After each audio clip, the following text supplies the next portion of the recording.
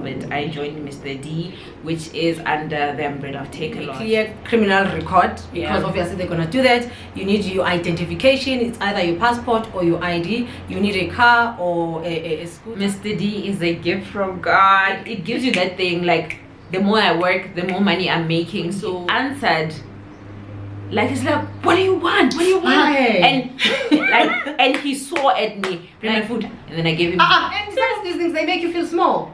Very small, and I was like, thank you. I was scared. What was I gonna do to a man? Yeah, I was telling. I repent later. I took the food, I put it down on the floor by the door. Go report me. You are very rude. If people in your community don't tell you, you are very rude. I really appreciate you bringing my order. Reverse my car. Oh, when you were stuck.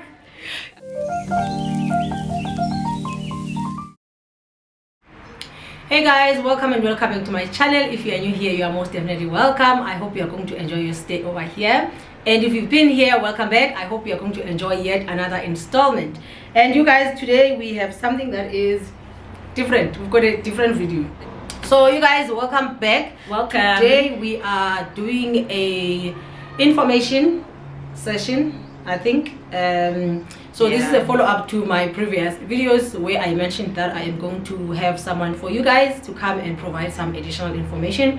Now we are bringing these videos to you so that we can also give you guys some form of ideas what you can do outside your job, and if you're not employed, some of the stuff that you can try, right? And also just to encourage you that it is not about the pay slip only. There is stuff that you can do outside your pay slip. It's either you're not happy with the amount that you're getting, you want to make an extra, or you're not employed at all and you don't have options. So I hope this video is going to help one or two people.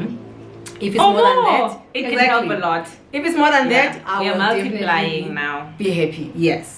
Okay, so welcome to my visitor. Thank you so much. Thank you. Thank you for thank you, audience, for welcoming me. Thank you for making the time. I really do appreciate. You're welcome, so I think the first thing that I want to talk about, let's introduce. So you are currently doing Mr. Delivery, that I believe is under Take a Lot, but maybe just explain a little bit. What is Mr. Delivery? Hi guys, Ms. Makwedi. I am a mother, I'm a wife. I am permanently employed, but yeah, you know how life is. You know, things go up and stuff like that. We always need extra money, so I joined Mr. D. So that's just the background of it. I joined Mr. D, which is under the umbrella of Take a Lot. So it's Take a Lot, Mr. D, and I think Superbalist. Yeah, we also do a bit of F&B work, like bank cards. I'm sure you've seen some Take a Lot drivers do deliver. Yes, they do deliver F&B cards. So yeah, that's what I joined to try and augment my salary, you know, just bring extra money. Yeah. Okay. So in everything that was there that you could do, what sparked the idea of Take a Lot? Like, where did it come from? I don't think it's something that you can just randomly think about. How did you get to? I think for me, you know, what I wanted to do, I didn't want anything. You know, when we apply for work, you need a qualification, you need training, you need so many things, and it seemed that it was hard to get other things. It's like maybe you had to study afresh. And when it comes to Mr. D, I just felt like you just needed a car. I think that's what they also said. You just need your car or your motorbike, and then you will get training. And obviously it didn't mean like you're gonna have a very lengthy training. So I was like, I think this is doable. I can go for this one and see how it works. Okay. So basically that's what drew me close to it, because I didn't want anything that would take money from me as well. Yes, I think for me as well, that's what encouraged me to join Uber, because I didn't want to start a business where I'm gonna have to cough up money that I didn't have for me to start, you know. And also I wanted something where it's confirmed that I put in the time, I put in the work, and I get something out. You know what I mean? Unlike if you are selling, you don't know if people are gonna buy today, and if they didn't buy, now you're gonna lose. If you're selling food, you must throw it, you must eat it, that type of thing. That guarantee that you are going to get the money. You don't have to convince people. It's work that is there. You just do it and you get paid. Yeah. So maybe now that we have touched on the training the car, what are some of the compulsory requirements that you need for you to, just briefly, the stuff that you need for you to join or to be accepted? They need your car. Your car needs to be roadworthy, Or a scooter. Yeah, or a scooter or a car, and they both need to be roadworthy. They need to be roadworthy, and you need your ID. You need your proof of residence. Oh, by the way, if you have if the car is not in your name, you will need an affidavit for that.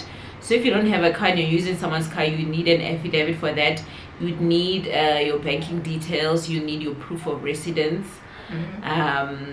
All of them certified. They need like valid documents. And what else am I forgetting? Fingerprints, criminal checks. Or they do a criminal check. Once you've passed certain stages, you've submitted your documents, then they're all in order, then they do a criminal check. But it is compulsory, because you cannot complete the process if you don't do the criminal check.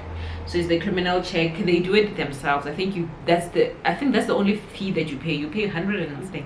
Yeah, it's less than 200, and you can do it at Postnet. Some of the Postnet, they do that. It differs with Uber and Mr. D. With Mr. D, they do it for you. Oh, so you just pay them. Money. You pay them, they do it for Even you. easier. They don't allow you to do it. I think probably because people bring fake stuff, so they just prefer to do it themselves. There are some people that do bring the criminal check, and they would tend them back to say, no, we do it ourselves, you don't bring it. So that's the one item that you don't bring yourself. They do it themselves. You just give them the money. Okay. So maybe let's just recap for them. So you need a clear criminal record, because obviously they're gonna do that. You need your identification. It's either your passport or your ID. You need a car or a scooter. You also need a roadworthy certificate for your car to say that it is okay to be in operating, right? And number 5, your car needs to have a valid, what is that? The disc needs to be up to date. Yeah, I think because that runs up with the car, with the certificate, the roadworthy. Yeah. Also, and I mean the disc, the license disc, the license, the car license. Yeah, because you use it to get into complexes. Get the scan. Oh yes. Yeah. Yes. Okay. Currently, what are your challenges? How long have you been doing? I've been doing it since around May last year. I think it's been a year. It's been a year because there's a training that we do. It expires, I think, after a year. So I think a year has passed. What are some of the challenges that you have experienced in the year that you've been with them? Challenges. Mr. D. I love Mr. D. Guys, don't get me wrong. Mr. D gives me money, gives me extra money. But one of the challenges is internally within the organization is that we have to drive to clock in before work. We always have to go then clock in. Every day? Yeah, every day. You have to go in and clock in. You have to breathalyze. So they breathalyze because they don't want no driving and you're drunk. Okay. So yeah, I get it, because these people, you know what they do? They go and breathalyze in the morning and then they drink the rest of the day, which is not good. And it also defeats the purpose. Yeah, it defeats the purpose, but I think for organizations, they do that and for safety, So you need to go and blow so that they check if you're not drunk, and then they have to then shift you in. So if you don't go there, then you don't work. So before every morning, like literally everyone needs to go to a certain office. Yeah, every morning we go there, there'll be like a lot of us. Wow. All of us blow in that machine. If it was COVID days, guys, we were going to be sick. We were going to be sick. But yeah, internally, I think that's the only thing that really is a challenge for me, because every day, like Saturday I have to drive there, and the petrol that takes you to the hub that's the one thing that I don't like. The next thing that I don't like externally is just dealing with difficult customers, where when you get to the complex you can't find them, you keep calling them, they're not answering their phone, and yeah, it takes away your airtime because you don't get paid for your airtime. You have to wait, and you know, time is money. Remember, with deliveries, time is money. If you are waiting at one place for a long time, it means less time for you to complete more orders. Yeah. So that is like the two things that I can say I really find challenging. And then on the flip side of the coin, what's your top stuff that you love about this type of job? Guys, the light in your face. Mr. D is a gift from God. You know, like when I say it's a gift from God, guys, it's taught me to be really humble. Sure. And I'm gonna say this boldly, that you know that a lot of people look down on these on people who do Mr. D. Realize that it's making me humble, like to serve. It's taught me so much about serving people. You serve people that you don't know. It's taught me to be like full of grace, grace, because with Mr. D you get your tip before you deliver. Really? Yes.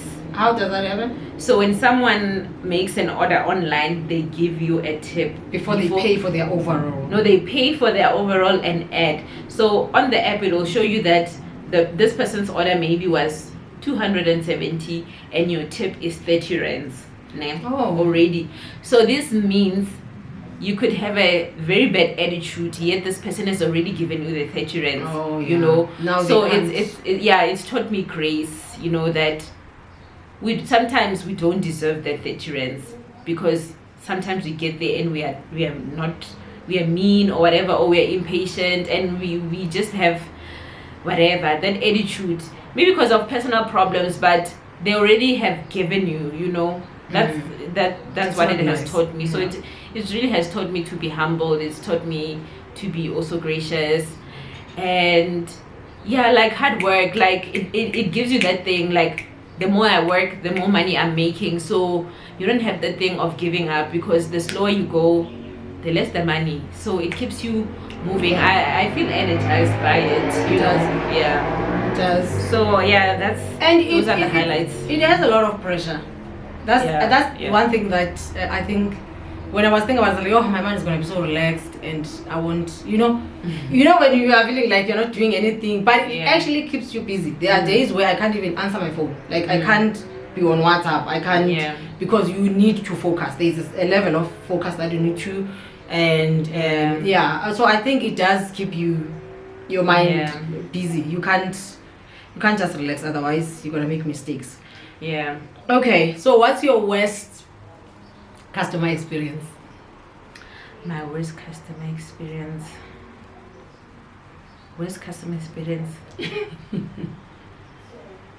Hey guys, I think this worst customer experience, I don't think did I have? Oh, I did.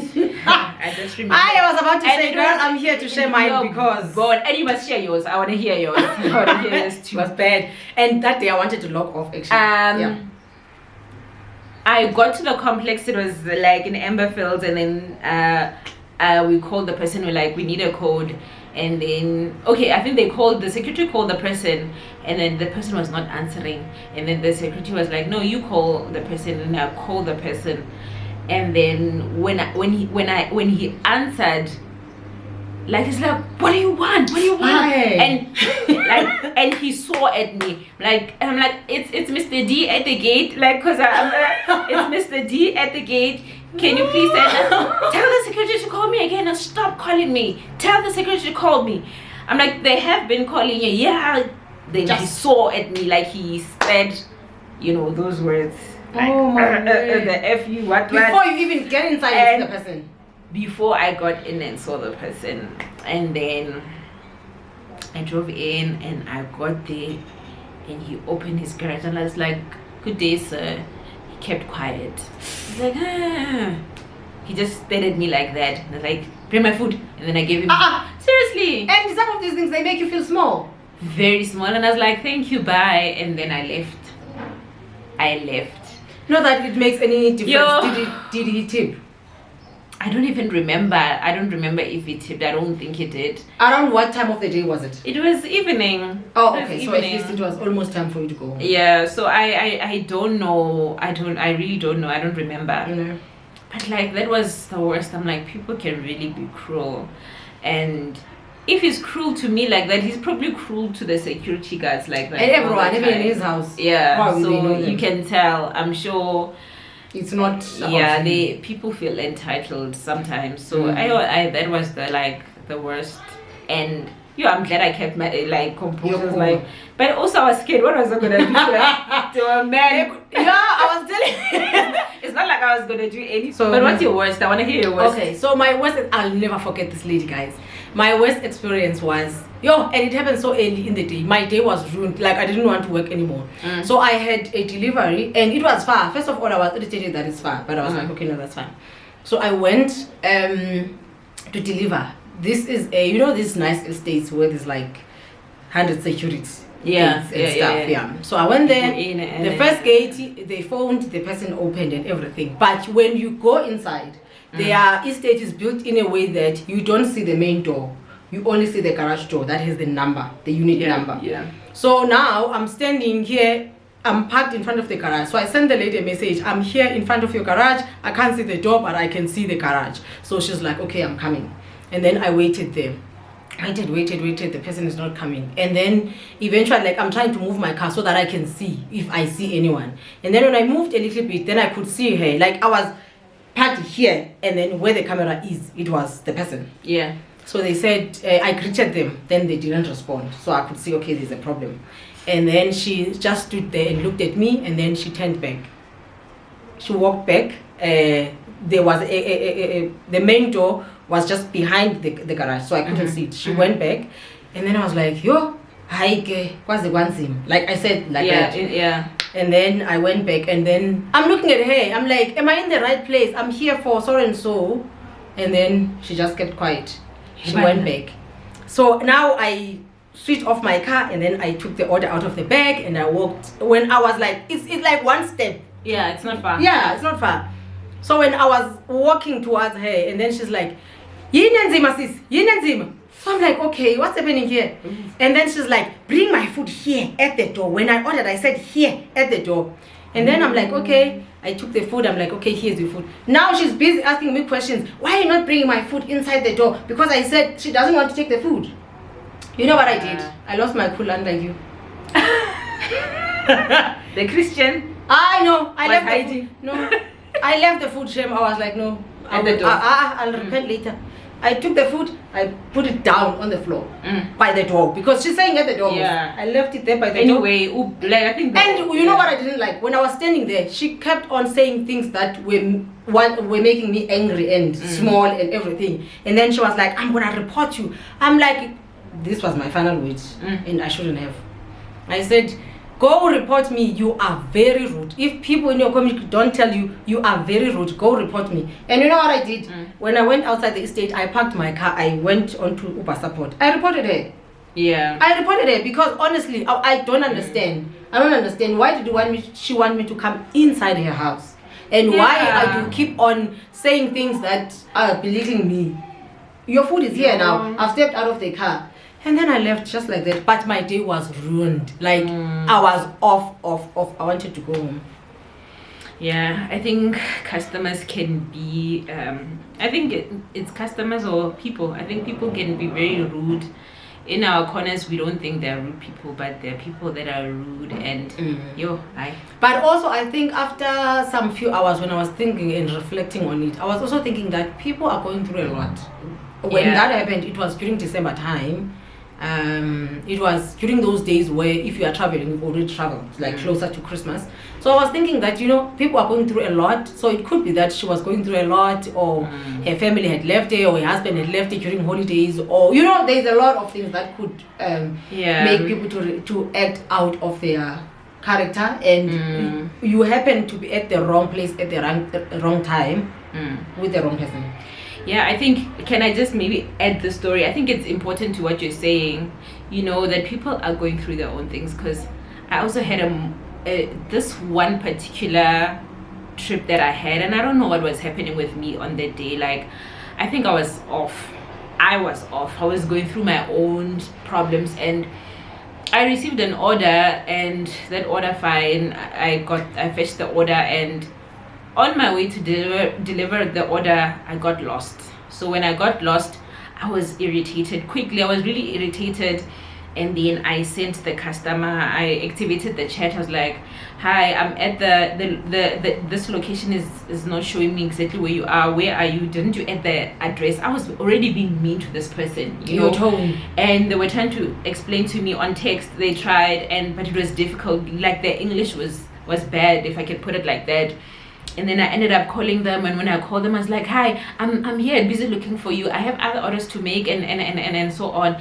And here the guy was trying to explain. Yeah, like, oh, sorry, this is where I am. He was at a lodge. He's like, this is the lodge. I don't know what happened. And he was like those Indians from like India. So it means it was difficult for him to explain to me what was happening, where he was. It was difficult to even talk to him on the phone, but I was so impatient with him until I eventually found the place. And when I got there, he was waiting for me outside. It was at night. He waited for me outside. It's like, hi. Immediately when I got out of the car, he said, I'm sorry for the inconvenience. This is the place. I don't know what happened with the navigator or the app, you know. And then I was like, it's fine, but I felt it in me that I was just still irritated. I wasn't even very accepting of whatever. And then I gave him his order, and then I went into my car and I left. And on my way, I got a text. He sent me a text. He said, I'm so sorry for the inconvenience, and I really, really appreciate you bringing my order. Like, that hit me deep. Like, it was like a deep conviction that don't be mean. Don't be mean. Don't be mean to people. There are people, they have their own difficulties. So I mean, if it was you and someone was treating you like that, how would you feel? Like, that night, I think that was my last order that night. Going home, I was repenting. God dealt with me that time. It's like, this is not the behavior that I want you to, doesn't matter who it is, you need to behave. So it's important that we treat each other with kindness. Doesn't matter the level or where we are at, or if we're the paying customer, or if the other person is.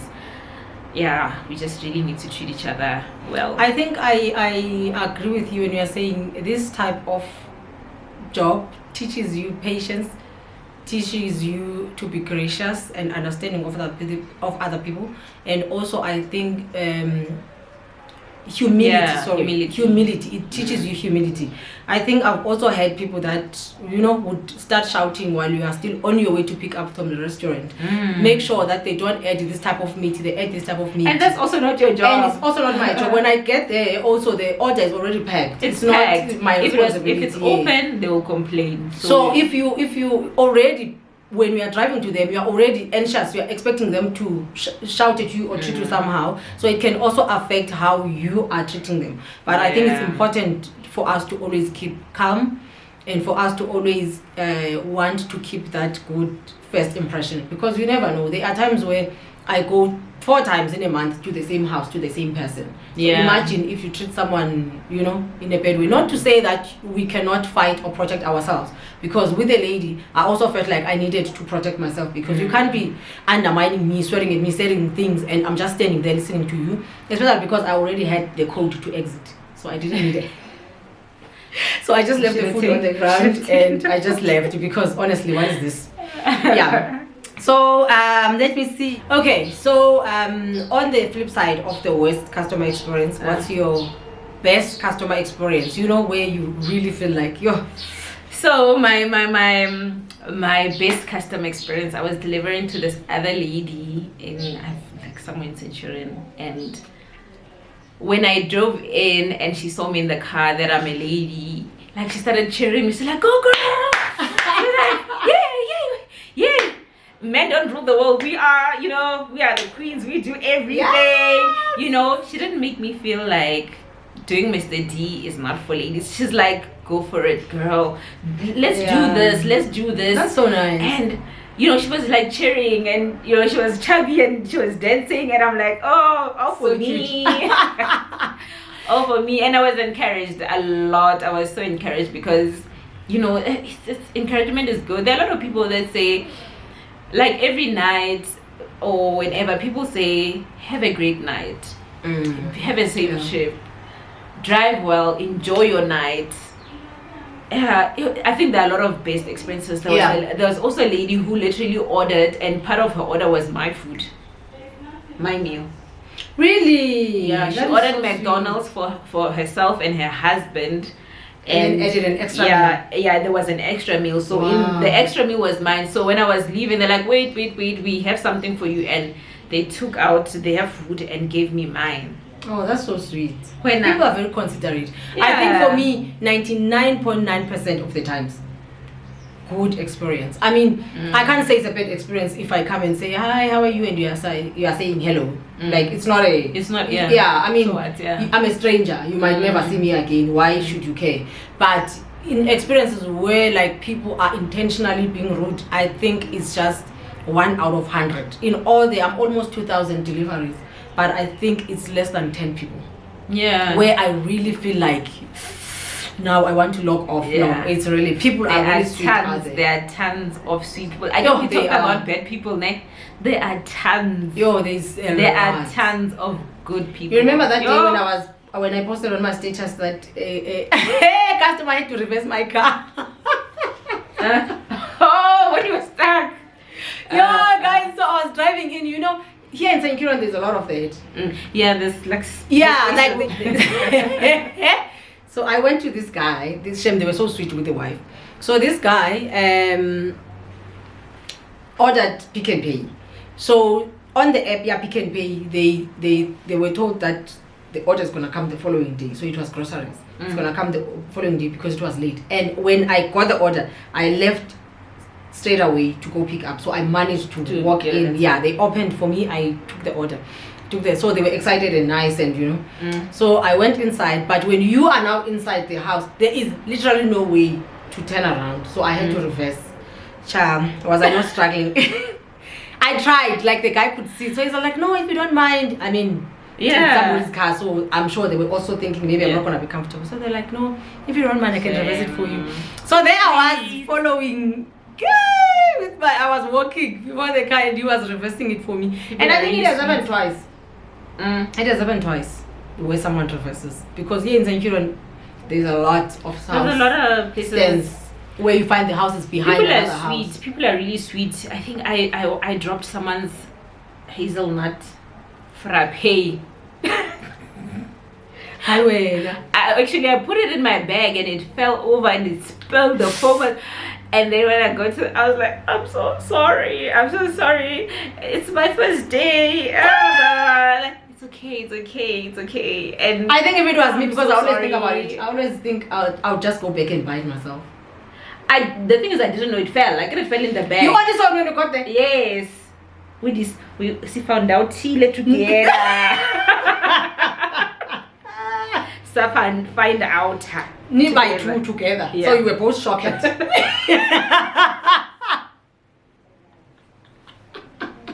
That was worse. That was worse. Okay. Before we get to, I know everyone wants this question, but before we get there, what would you say to someone that is thinking about it, but they are thinking, oh my gosh, is this for me? Will I be able to do it? You know, can I really do it? I'm a girl. Is it safe for me? What would you say to someone that is really looking at getting another income, or who is sitting at home who doesn't have an income? Don't be lazy. That's the first thing I'd say. Secondly, it will take time. It will be frustrating. You know, all these processes. You know how you can go for an interview in Jan and get a job in December. It's the same thing. You go and do your processes. When they say they will call and they don't call, you call. But do the application. Go to the offices. Do what they say you must do. Ask questions. When they say come early, come at 8 o'clock, there's a meeting, go. When they say go back and fix this, do it. Like, just keep quiet and do it, because eventually when you get to the working part and you get that extra money, and then you need something urgently and you have extra money, you're gonna thank yourself for waiting and like just being patient with the process. So the process is not that easy. I think I started applying in March. I started working in March, April, May. May. So it took a lot of time, and so, and also they will say they will call you, and sometimes they don't call you. They never called me. I used to go there, or I used to call them. I'm like, I'm waiting. Did you guys do my criminal check? Is it done? Is my pin ready? Is what? And I got to work. So just don't be lazy. Also be patient. Don't get frustrated. Just be patient with the process until you get to the point. Yeah, that's what I would say. Yeah, thank you so much for that. I think for me, I would say that this is what I always say, and this is how I encourage myself. I always say that money is the same. When we are all standing there by checkers, nobody can see that my money is from Uber Eats, your money is from your employer. You know what I mean? Yeah. So money is the same. As long as you can put food in front of your kids, food in your table, it's money, and it's not going to take you to jail. You're not breaking any laws. Money is the same. Some of the things, they will look like they are going to take you down, but I would really not down if you need that money. You know what I mean? So let's not let pride get into us getting the bag. If now I'm willing to do anything, and I'll say that you must be willing to do anything that is not illegal, anything that is against your principles. If there is money, count me there. So I would say that stand up, go do it. It doesn't matter how you feel. You might feel embarrassed the first few weeks, but you'll get used to it. And when you see other people that appreciate having women, having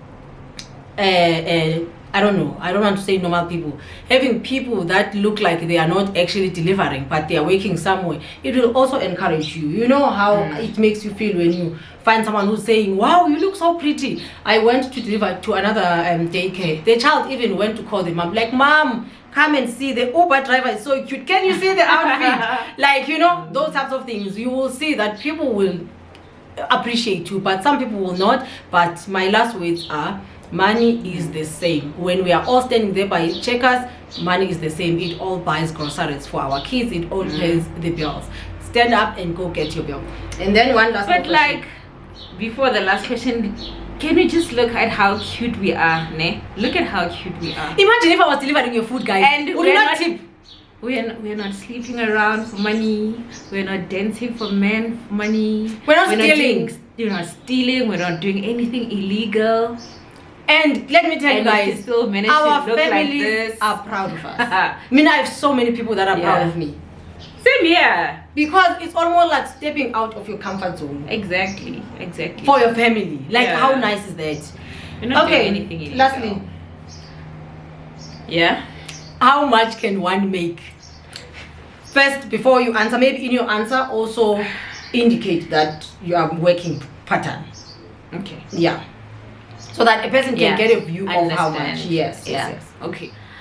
I work part-time. I work on weekends, and I can work Friday evenings, and the rates are higher on weekends. So I prefer to work on weekends, like Friday evenings, either Saturday evening or Sunday evening. I choose for my family's sake. I choose on which night. So I usually work from 4 until like 10 in the evening. Yeah, on the weekend. On a day, I push so hard that I try to make at least 400 or 500 a night, which means in a weekend from 4 till 10 I make what? I'll make like, maybe if I work 3 days, it will be like 1.5. But obviously that also depends on the busyness, né? And then the rates, they charge 27 rand per hour, per order. Mr. D charges 27 rand 50 per order, and on weekends, Fridays is 37, Saturdays is 33, Sundays is 33. The bonus part, if you continue being nice, people will tip you. Sometimes people will tip you like 100 rands. Yeah. So Take a Lot will pay 27 rands, and someone will add 100 rands on that. So it means you will reach your targets quicker. Yeah. So if, as much as the one order is 27 rands, there are tips that add to that. So for me, that's my aim. I aim at 500 per night. Per night. Because you work part-time. Yeah. Have you perhaps heard from other drivers that are working full-time how much they make? I forget though, but like they 3,000, they make money. I didn't make a lot of money. I think they make a lot of money, because if you're not part-time, you also do parcels. I don't know how much those cost, but apparently they make a lot of money. Okay. So for you to do parcels, obviously they need to see you consistently. You need to be available every day. You can collect parcels early in the morning, deliver them, then go do food. So I do Mr. D, meaning that I only do food deliveries. Yeah. Okay. All right, guys, there you have it. Thank you so much for your time, and I hope that you guys were encouraged, were inspired, or received some form of information that can help you. I will see you guys on my next one. Thank you so much for tuning in. Bye for now.